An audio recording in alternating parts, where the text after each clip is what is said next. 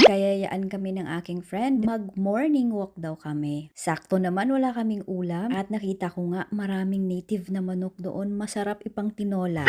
Kaya ito nag-prepare ako para sa aming morning walk. Pagkatapos kasi naming ihatid sa school ang aming mga bagets, kami ay pupunta na po sa Punggol kung saan pwede kaming mag-walkathon. Nakakapawis talaga siya kahit walking lang. Pati bibig namin na exercise, kakamarites. Super nag-enjoy kami dito kasi napakaganda ng mga tanawin. Ang ganda pa nga ng tanawin, parang ako. Char! Hindi namin namamalayan, ang layo na pala ng narating namin. Madalas ako dating magbike dito kahit mag-isa, safe ka. Kita mo pati aso nagwo-walking. Ang ganda tingnan ng Aratilis, oh. At naisipan nga namin, kumain kami ng kaya toast. Masarap siya, mura pa. Sobrang pinadali talaga ang buhay dito. Ilalagay mo na lang dyan. Wala nang kahirap-hirap ang mga worker. Sana may ganito sa bahay, no?